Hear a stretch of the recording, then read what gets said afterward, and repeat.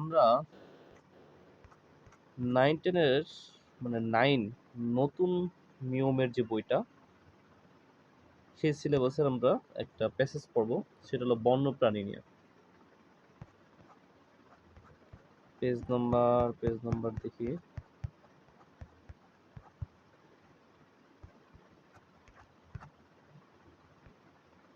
পেয়ে গেছি। Endangered animals of Bangladesh. Endangered animals of Bangladesh. আচ্ছা, কি বলছেন? বলছে ওয়াইল্ড লাইফ, বন্যপ্রাণী ইন বাংলাদেশ। বাংলাদেশে দ্য মেজর প্রধান অ্যাট্রাকশন, আকর্ষণ ফর দ্য ট্যুরিজম সেক্টর, পর্যটক খাতের জন্য, ইন দ্য কান্ট্রি, দেশের, বোঝাচ্ছে বাংলাদেশের বন্যপ্রাণী দেশের পর্যটন খাতের প্রধান আকর্ষণ। তারপর বলছে কি, this has lead to many government initiatives aimed at protecting this population from further decline। আচ্ছা, এখন এখানে বোঝানো হচ্ছে দিস মানে এটি, হ্যাজ লিড টু অর্থ পরিচালিত করছে, মেনি অর্থ অনেক, আর গভর্নমেন্ট মানে কি সরকারি, ইনিশিয়েটিভ অর্থ উদ্যোগ, এইমড অ্যাট অর্থ লক্ষ্য, আর প্রোটেক্টিং অর্থ রক্ষা করা, দেশ পপুলেশন, দেশ পপুলেশন অর্থাৎ এই জনসংখ্যাকে ফ্রম ফার্দার ডিক্লাইন আরও হ্রাস করে। ডিক্লাইন অর্থ কি হ্রাস করে। এখানে অর্থ ওইভাবে দাঁড়াবে না যে অর্থ অনুসারে তুমি মিনিং করলাম ওই অর্থ অনুসারে আসবে না। মানে এটি জনসংখ্যাকে আরও হ্রাস থেকে রক্ষা করার জন্য অনেক সরকারি উদ্যোগের দিকে পরিচালিত করেছে। কি বলছে কথাটা? বলছে এটি এই জনসংখ্যাকে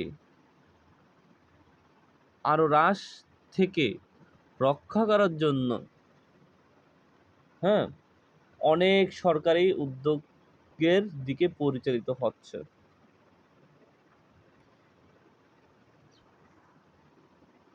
এখানে বোঝানো হয়েছে, এখানে জনসংখ্যা পপুলেশন দ্বারা বোঝায় নেই, এখানে ওই বন্যপ্রাণীর সংখ্যা বোঝানো হয়েছে। আমাদের দেশে যে এই বন্যপ্রাণীর সংখ্যা দিন দিন কমে যাচ্ছে, আর যাতে না কমে সেজন্য দেশের সরকার বিভিন্ন উদ্যোগ নিচ্ছে। কথাটার অর্থ হলো দিস হ্যাজ লিড টু, এটা পরিচালিত করছে মেনি গভর্নমেন্ট ইনিশিয়েটিভ, মানে দেশের সরকার অনেক উদ্যোগ নিয়েছে, পরিচালনা করতেছে এই, আর এটার লক্ষ্য হলো প্রোটেক্টিং রক্ষা করা। মানে এই দেশের যে বন্যপ্রাণী আছে এটা যাতে কমে না যায় সেই লক্ষ্যেই সরকার বিভিন্ন উদ্যোগ নিয়ে পরিচালনা করছে, উদ্যোগটা সেটা বলছে। তারপর কি বলছে, দ্য বেন্টেন অর্থাৎ বন্য ষাঁড়, হিসিপ্ট হিয়ার, হিসপিট খরগোশ অ্যান্ড এশিয়ান হান্টিং মানে এলিফ্যান্ট, এশিয়ান এলিফ্যান্ট অর্থাৎ এশিয়ার হাতি, আর মেইনলি প্রধানত থ্রেটেন হুমকির সম্মুখীন আছে বাই পচিং অ্যান্ড দ্য হান্টিং, হস্তক্ষেপ এবং শিকার দ্বারা। আমাদের এখানে বলা হয়েছে যে বন্য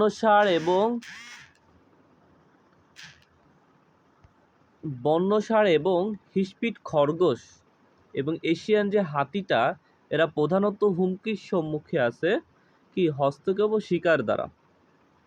হস্তক্ষেপ এবং শিকার দ্বারা মানে আমরা অনেকভাবে বিভিন্নভাবে শিকার করতেছি এবং তাদের বাসস্থানের উপর হস্তক্ষেপ করতেছে, এই কারণে তাদের বাসস্থান ধ্বংস হচ্ছে, অর্থাৎ তারাও বিলুপ্ত হয়ে যাচ্ছে। এভাবে দিন দিন তাদের সংখ্যা কমে যাচ্ছে। তারপর বলছে ইফ, যদি দেয়ার তাদের পপুলেশন সংখ্যা আর নট মেনশন মনিটর্ড নিরীক্ষিত অ্যান্ড কি বলছে গার্ডেড পাহারাকৃত দে তারা মেসন বিকেম। হ্যাঁ, এখানে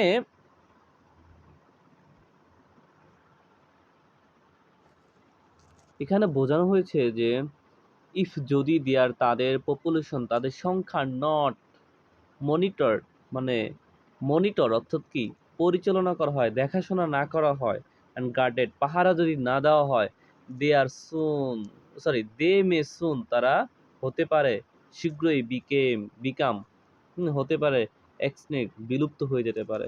যদি তাদের মানে সরকার যদি কোনো পদক্ষেপ না নেয়, নিরীক্ষিত পরীক্ষিত অর্থাৎ পাহারা দেয়া যদি না রাখে, পরিচালনা করে যদি না রাখে, মনিটর করে যদি তাদের না রাখে, তাহলে তারা শীঘ্রই হারিয়ে যাবে। এই কথাটাই এখানে উল্লেখ করছে। আচ্ছা, এই জন্য ইন ডেঞ্জার মানে বিলুপ্তর কথা বলছে। এখন আসি এশিয়ান এলিফ্যান্ট। দ্য ট্রাঙ্ক সুরে অফ দ্য এশিয়ান এলিফ্যান্ট হাতি ইজ হয় বিলিভড মনে করা টু কন্টেইন থাকে আপ টু 60,000 হ্যাঁ মাসেলস। এখানে বোঝা হয়েছে এশিয়ান হাতির সুরে 60,000 পর্যন্ত বেশি থাকে বলে মনে করা হয়ে থাকে।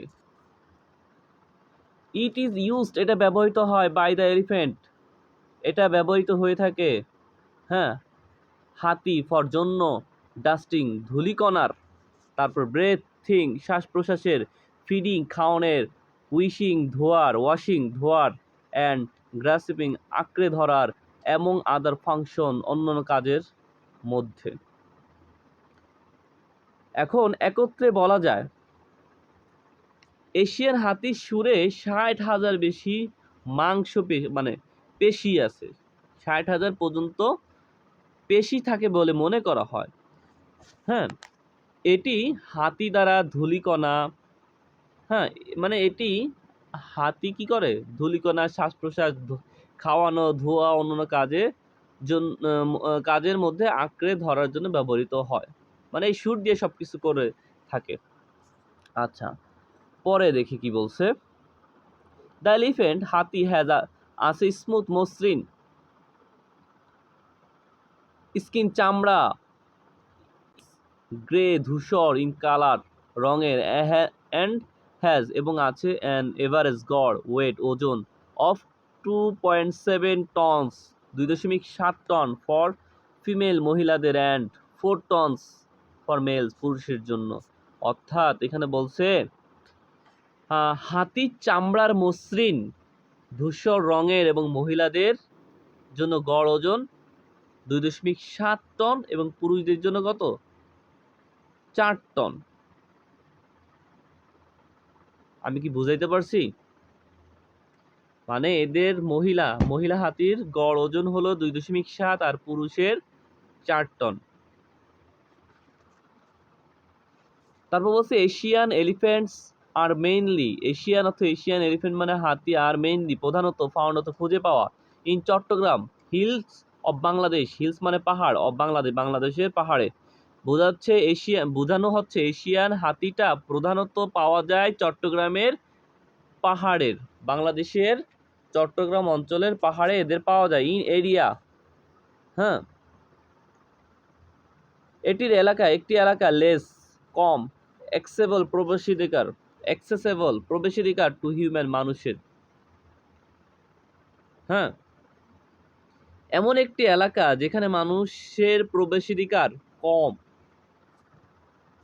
বলছে। তারপর কি বলছে অ্যাজ এ রেজাল্ট ফলশ্রুতিতে হিউম্যান এলিফ্যান্ট মানব হাতি কনফ্লিক্টস সংঘর্ষ আর ফিউ খুব কম ইন দিস রিজিয়ন মানে এই অঞ্চলে। এখানে বলা হচ্ছে এইসবের ফলে এই অঞ্চলে মানব এবং হাতি সংঘর্ষ খুব কম হয়।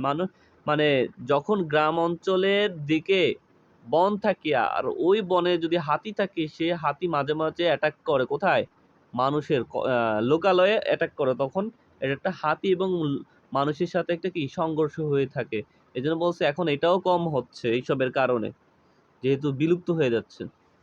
তারপর বলি দ্য প্রাইমারি হুমকি থ্রেট মানে প্রাথমিক হুমকি to the Asian elephant, Asia হাতির উপরে হচ্ছে এক্সিস্টেন্ট অস্তিত্বের, ইজ হ্যাবিটেট লস বাসস্থানের ক্ষতি, ডিউ টু কারণে দ্য ইনক্রিজিং ক্রমবর্ধমান হিউম্যান পপুলেশন মানুষের জনসংখ্যা। বোঝানো হচ্ছে ক্রমবর্ধমান মানে কি আস্তে আস্তে,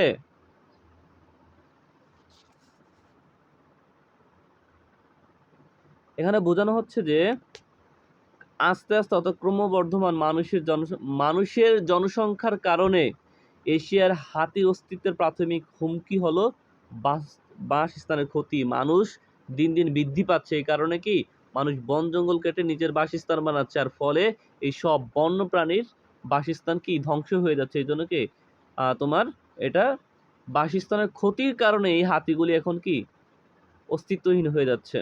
তারপর বলছে কি অ্যাডিশনালি অতিরিক্তভাবে এলিফ্যান্টস হাতি